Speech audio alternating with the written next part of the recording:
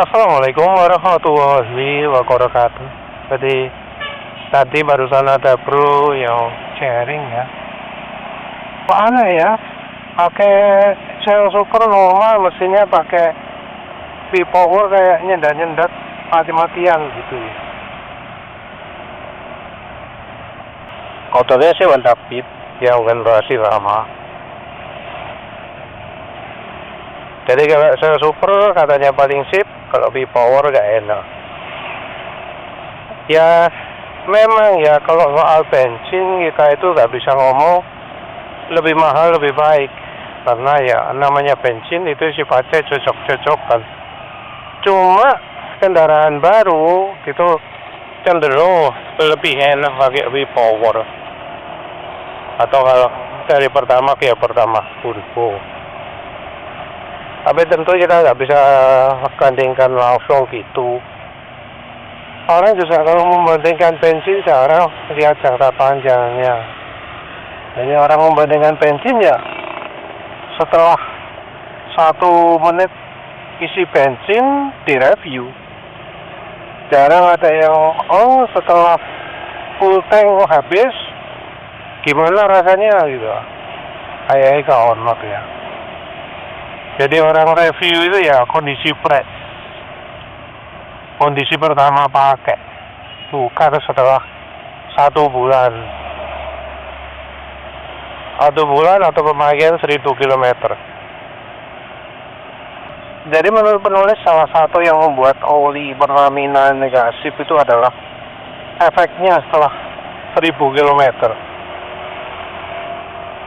Kayaknya orang-orang itu ya reviewnya waktu pendek-pendek gitu ya. Ada ngomong, kalau tarikan paling enak pertama Shell Super gak sip.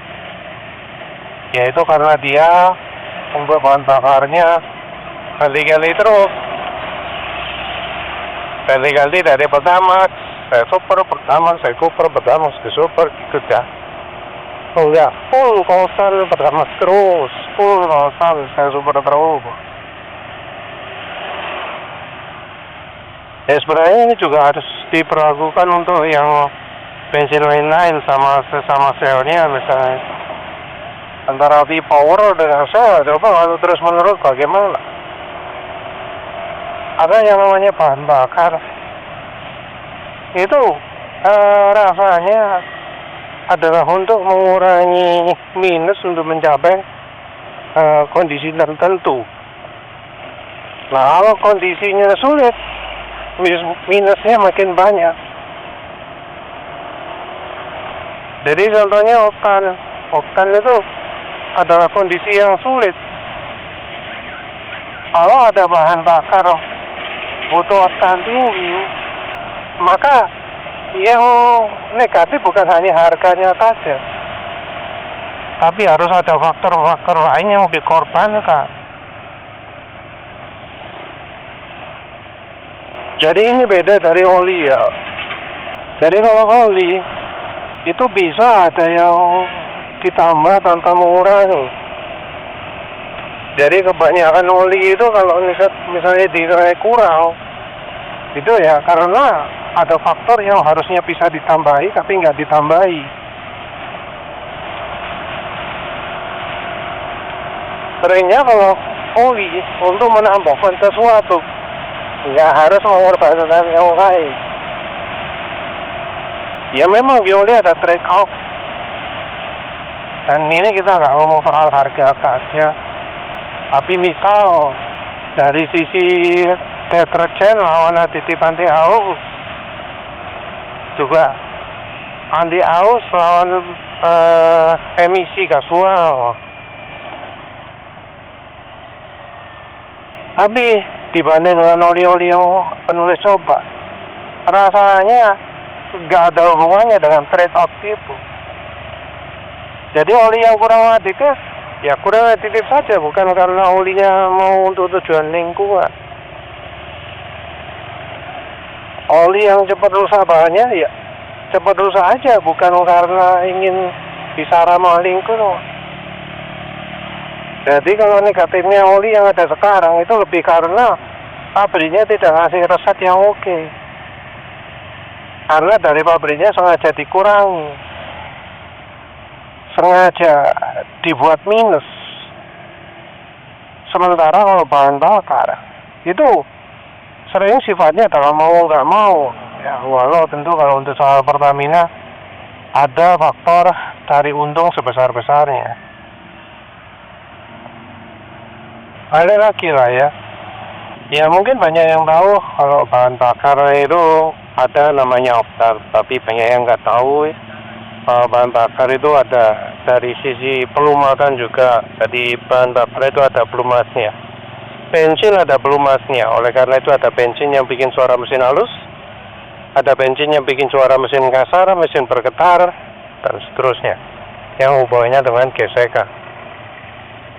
Terus bioli juga ya ada kompatibilitas pengaruhnya dengan mesin bagaimana dengan seal jika ada terhadap karat.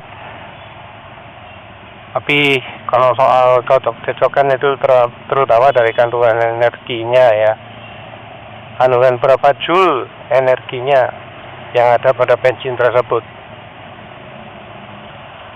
Biasanya untuk mendapatkan oktan yang tinggi, kandungan energinya, joule-nya ini jadi salah satu yang dikorbankan. Dikorbankan artinya yang dikurangi. Padahal yang namanya dikurangi ini akan ya sangat mempengaruhi AFR. Apa jadinya kalau bensin yang kandungan energinya rendah ini dipakai? Efeknya adalah ya seperti mesin yang AFR-nya terlalu kering, yaitu jadi panas, jadi kurang tenaganya, jadi bergetar mesinnya. Kalau suara mesin halus kasar tergantung pelumas ya. Kadang bedanya bisa ekstrim kalau kendaraannya sudah benar-benar mepet. Jadi ada yang pasnya itu saya super, Pak. Kalau terlalu minim energinya langsung jadi bermasalah seperti yang ceritanya Bro tadi itu. Hal yang sama juga ada yang dari pemakai Pertalite atau Pertamax terus ganti Pertamax Turbo. Biasanya yang mengalami ini ya yang kendaraan tua-tua ya, apa yang sudah berumur. Kenapa? Karena kendaraan tua bisa aja sudah jadi terlalu irit ya. Ada juga sih yang baliknya, jadi terlalu boros. Biasanya sih kalau motor injeksi ya makin boros ya, bukan jadi makin irit. Yang jadi makin irit itu biasanya motor karbu. Kenapa makin irit? Saluran nih, jadi makin lama makin buntu. Tapi yang jelas yang namanya bensin itu ya kita kadang nggak bisa ya menentukan oh cocoknya ini, cocoknya ini. Karena perubahan modifikasi juga akan sangat mempengaruhi. Karena kondisi kendaraan beda-beda, cara pakai beda-beda, perawatan beda-beda, secara pelumasan beda-beda ya. Mau tak mau ya harus dicoba ya. Kalau misalnya pakai Pertamax Turbo jadi nggak enak, tarikan nggak enak, akselerasi nggak enak, makin borok dan seterusnya, ya jangan ragu-ragu untuk nggak pakai lagi Pertamax Turbo atau V-Power. Kalau memang maksimalnya paling enak Shell Super ya Shell Super. Kalau misalnya enaknya Pertalite ya Pertalite, dan jangan dipaksa lebih tinggi. Bensin pertama juga ya sudah ada secara dikorupsi. Penulis sendiri motornya ini cocoknya premium Pertalite. Belum nyoba lagi Pertamax. Loh, bakal kecewa atau tidak kalau pakai Pertamax tadi. Tapi yang jelas, ya karena penulis dikecewakan oleh Pertamax. Jadi jangan heran ya kalau misalnya motornya terus mendadak, pakai V-Power gak enak.